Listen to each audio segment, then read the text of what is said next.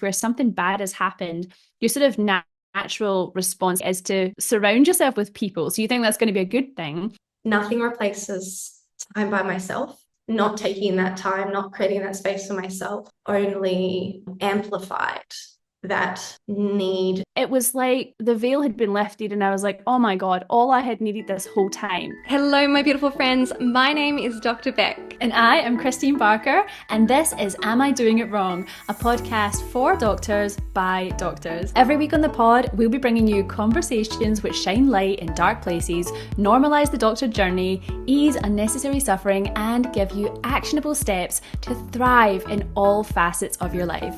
So grab a cuppa and get cozy for this week's episode of Am I Doing It Wrong? The podcast for doctors by doctors. All right, so welcome back to the potty and another episode today. And we are talking about, look, we've been collecting this list of self-care fails. But today we are going to talk about a self-care fail that is really important because it's very, I think, easy to get confused. And this mix-up is believing that socializing is something that creates rest and rejuvenation for us. And when you've got 2 days in a weekend, if you even get your 2 days as a doctor, and if you haven't, already had your evenings taken away or your sleep schedule taken away because of our crazy schedules that we work in our 24-hour-a-day healthcare system. And Kristeen and I have painfully found, as we've been divvying up our time, that actually socialization can be not only not restful, but it can be a significant withdrawal. So, Kristeen, tell us about this recent experience. Oh, this has been on my heart recently, so recently. And it's actually kind of funny because I feel like just a couple of weeks, months ago, can't remember exactly when, I was having this journey where I was really starting to groove with my self-care. I was really winning. And then shortly after that episode, rather predictably, I've had some kind of relapse. But it's because of this self-care fail that we're talking about today, which is that understanding that time away from work does not mean rest. And I feel like I found this out. It's so obvious to tell you guys about it today, but I learned this like it it was like a revelation. So I just wanted to share it in case it's not obvious to you, so it hopefully helps you guys and we can shortcut your journey. So I was going well with my self-care. I was doing well. I was feeling really good, living my best life, had made a lot of changes and started living what I call a rich life. But then life happened to me, and back in September time, my family had a bereavement. Our family dog died, which if you don't have a dog, you might not understand this, but to us, a dog is just like a human family member, right? If you have a dog or an animal, you're probably going to know what I'm talking about. And it hurts. It hurts just as much as your biggest breakup or a bereavement of a human being. So that was very, you're grieving for yourself, you're grieving for all of the people you love going through their grief. And there was also a lot of phone calls and contact points in that grief to support each other. So it was a busy time as well. And I was also in a season with my business, and I had some courses that I was showing up for and different bits and bobs. And what I realized was that I was doing all the things still. I had to kind of bury down that grief, put it somewhere so that I could survive all of these other things that I was doing. So I kind of compartmentalized it, and I didn't really properly process it or have time to myself where I could just unpack it and feel better from it. And obviously, grief takes time. But life was happening and I just kept showing up to things. And I'm talking about, when I say show up to things, even just we have like set nights that me and my partner hang out, I was showing up to them. Like they're kind of commitments in your life. They might be part of your day to day, but you're still doing them. And I got to this point where it was like a Friday night, a couple of weeks into this, and I was just agitated. Like I just felt like I need to unplug. So I thought the answer was social media. I thought I had been agitated by social media. So I unplugged and I did not look at social media. And then nothing improved. And, in this time, I was still spending time with my partner and showing up for all these other things. And then I realized, wait a minute, maybe it's not social media. Maybe it's the constant chatter and noise of the world, meaning, yes, social media, but also just the people in my environment. Like, I think that I'm very aware that I'm an introvert and I do rejuvenate on my own. I recharge on my own. And I had literally not spent any time with myself. If I wasn't with my partner, I was at work or I was phoning my family or I was doing something. I just wasn't ever alone in being with myself. And of course, social media is another way that you're just sort of not being with yourself because you're distracting yourself, right? So it was cut out the social media and be with myself. And I just took a day of doing that. And I swear to goodness, it was after that day, everything was so much better. I started to feel like myself again. And it didn't happen like immediately, but it happened quickly enough. And it was like the veil had been lifted, and I was like, oh my God, all I had needed this whole time was just a bit of me time. But for some reason, it wasn't obvious to me because I was making this self-care mistake thinking, oh, I'm not at work right now. I'm making dinner with my partner. This is self-care. you know? And I guess it's just a trap. It feels like a trap. And I'm wondering, Beck, does this sound familiar to you? Like, because I think we've been having quite parallel life experiences. It's not uncommon for us. But you've been through a bit of a social whirlwind, I would call it. Like, tell me what's been happening with you. It's such a parallel because not only the social whirlwind, we had a month of an important birthday with all the guests over from interstate, and that was a very long period and a very happy period. But also that was on the background of a grief for me as well. And, you know, you get these once in a lifetime opportunities to show up and enjoy and appreciate the situation, like in our case, birthday and the people who are here. And it's a really good thing to be able to compartmentalize and take that opportunity to appreciate that time. And also, I think, as you're saying, you know, there's a price to pay. There's a price to pay of compartmentalizing like that. Well, not even necessarily in a negative way, but I guess I think that with grief, you can't shortcut that time. Like one way or another, you have to do that time of feeling through the grief, feeling through the loss, feeling through something that was hard. And so it was like, yeah, it was an interesting experience. Like you, I could keep showing up for things. And also that that need to feel that negativity, for lack of a better word, to feel that grief and that loss and that sadness, it grew bigger the more time passed rather than growing smaller. You know, they say time heals everything, but that's not my experience with significant losses in your life too. And yeah, it's funny, like you would easily kind of look at that situation in retrospect, wouldn't you? And you'd be like, oh, you've been spending time with your loved ones, people who are important to you. Like that's probably the best thing you could do right now for your grief. And like you, like I know you've got an amazing relationship with your partner. Like it would be understandable to look at that situation and be like, oh, well, that's exactly what you need right now. But I'm like you, like nothing replaces time by myself, and not taking that time, not creating that space for myself, only delayed. And I think at this point has amplified that need to feel those negative emotions and to rest. Because I think at a certain point, when you keep pushing past that point, it becomes exhausting to compartmentalize.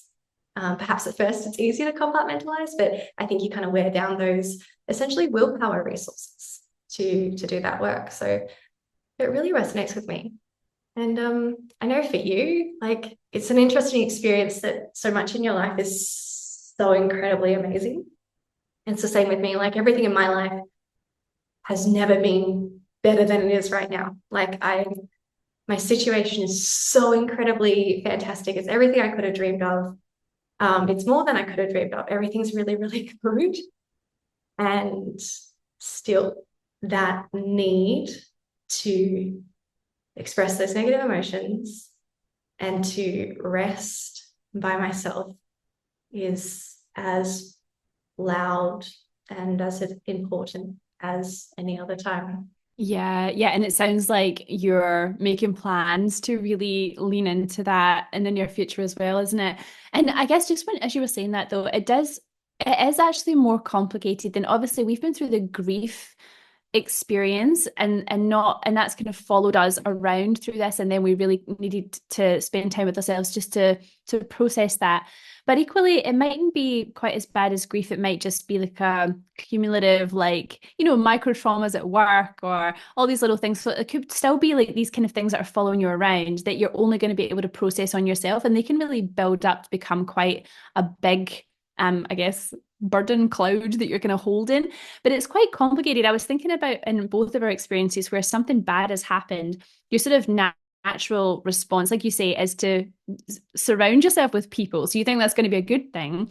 Then also you don't want all of the other things to fall apart. Like you don't want like your relationship to fall apart or other parts of your life to fall apart. So you keep showing up for things, or, like you say, you had like one opportunity to spend this really important birthday with someone. And so you wanted to show up in a certain way for that. So there's kind of like when you've lost something, you kind of have this bias where you want to keep everything else going. And so that you place emphasis and kind of intentionality on that.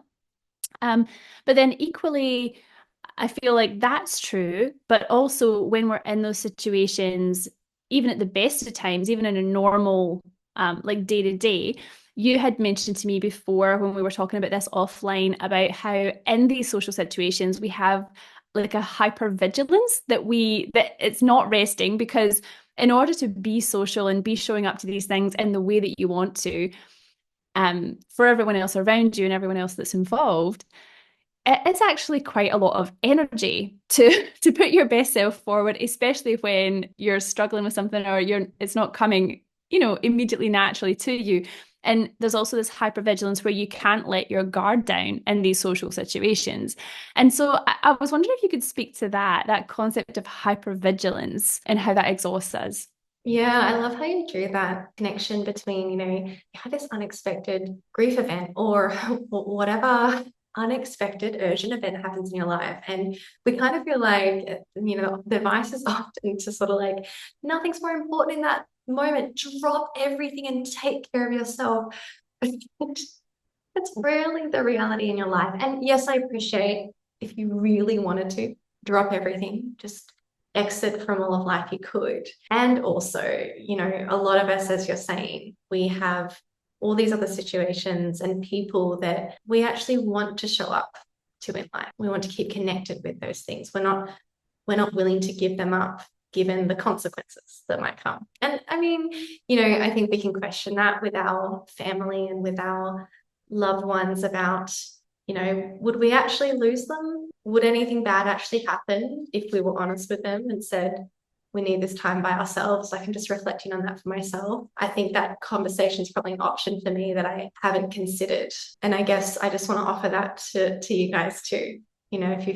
These people, they often have the love and the patience to wait for you in those times. So just questioning those thoughts. And yeah, the vigilance that we have when we spend time with other people, I guess it could largely be summarized as, we see ourselves as having a certain role in somebody else's lives. We have this connection with them and they want us in their space because we mean something to them. We are a certain experience and support or entertainment, whatever it is, you are something to somebody else. And when we have that kind of narrative in our head that we have to show up for them in a certain way, I think that's when we have our guard up a bit. We have that vigilance on, constantly, empathetically trying to make sure we're showing up for them the way that we think they want us to, as opposed to letting ourselves be completely authentically ourselves, and I do want to own this myself a bit because, I've got Kristeen in my life who I honestly intellectually know that I could be the worst version of myself for a very long period of time before she would ever say, enough, I am sick of you now and you've crossed a line, it's done. And regardless of me believing that about her, I still have the automatic like, oh, have I been too negative now? Have I taken this too far? Have I taken this for too long? And that's not about Kristeen, that's about me. They're my automatic thoughts. about how I should be around her to maintain this relationship that I value so much. So it's, it's about being aware of how you believe you need to show up with these people. And like I said before, and this is advice that I want to take for myself now that Kristeen's helped remind me of it, is, being willing to ask your loved ones for what you want in a time that you're struggling. And even if what you want is to spend time away from them, it's just an assumption that they'll take that as some kind of negative thing. And especially with, an open conversation, you could probably also help that assumption and misunderstanding and help them understand that it's not about them. It's just about you. But without that conversation, we can just keep showing up, fulfilling this expectation of how we should be, which was potentially all made up in our head. Right. And we can get in our heads. And actually, you just reminded me that during this time, actually, there was in this grief episode showing up for all the things, there was a birthday party that I actually went to. And I remember thinking, like, I'm just not in, like, normally when I go places, I try and show up a bit sparkly and energetic and happy. And if you're going to go to a 7-year-old's birthday party, you don't want to go miserable, right? That seems like not the right thing to do. But I was struggling at life this day, and I had to make this decision. Do I go? Do I not go? Okay, I'm gonna go. But I didn't have like maximum sparkle. I had like, I would say I was emotionally neutral, but I wasn't sparkly, is how I would describe it. But I went, and do you know what? It really didn't matter because 7-year-olds are insane. And so they had all the energy, and I just sat on the couch and had some snacks, and that was enough. And the fact that I was there, I know like from later on, like I had a beautiful, meaningful interaction with the birthday girl, like later when everything was all quiet. Like the fact that I was there was appreciated. No one needed me to be actually sparkly, but the fact that I went was impactful. And I think we actually underestimate like what makes us enough. Like what you say, you're sort of thinking in your head, well, I shouldn't go if I'm going to be this certain way, or they need me to be like this, or no. And that's kind of exhausting. But I didn't have a lot of reserve in this particular day. And I actually just said to them, like, hi, I'm sorry if I seem a little bit subdued. I'm just a little bit off today.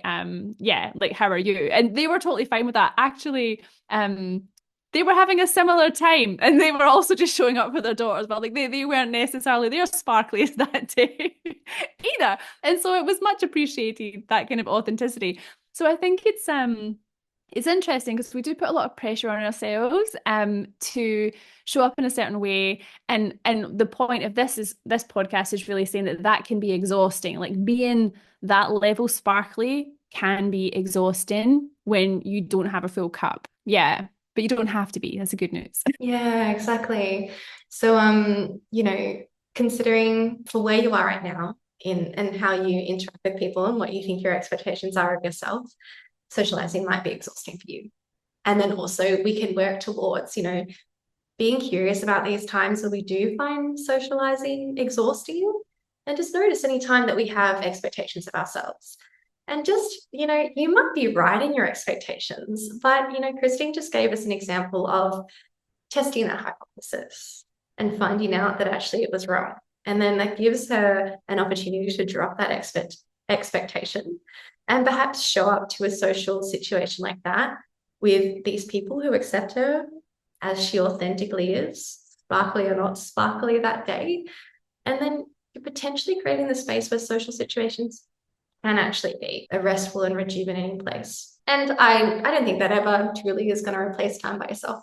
I think they're all different buckets that we want to draw from, all different needs of people.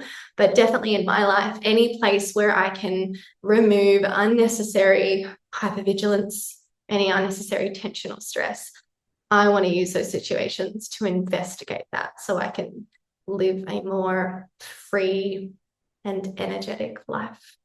So I think this is a really good antidote to bring to people's minds that, socializing isn't the same as resting. Taking any time away from work isn't equal. Just because you're taking time away from work doesn't mean that you're actually getting rest time in.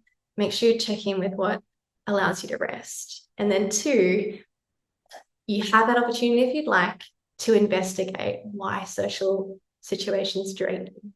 It doesn't mean we're going to make all the social situations absolutely fulfilling and energizing, but it does give you an opportunity to create not only a less draining experience, if that is yours, but also to create, in your case, Kristeen, you know, a more authentic, genuine connection with people where you don't have to be positive and sparkly. Yeah, but also connecting with yourself, which I think is what this is ultimately all about. Like if you become disconnected with yourself, that's what you're missing, even if you would normally quite like socializing. But I guess just to sort of add on to what you were saying there, us saying this is almost normalizing the fact that it doesn't mean you don't love your family. If you're with your kids and you're not feeling relaxed, if you're with your partner and you're not feeling relaxed, it doesn't mean there's anything wrong, you know, like it just means that you've disconnected from yourself. And like you can plug back into yourself, and then when you reinsert yourself into those situations, you're going to get a lot more from them, I think is also what we're saying, right? But not to feel bad about that. Like I should feel wonderful when I'm with my family. I should feel wonderful when I'm with other people. There's a lot of pressure to put on yourself.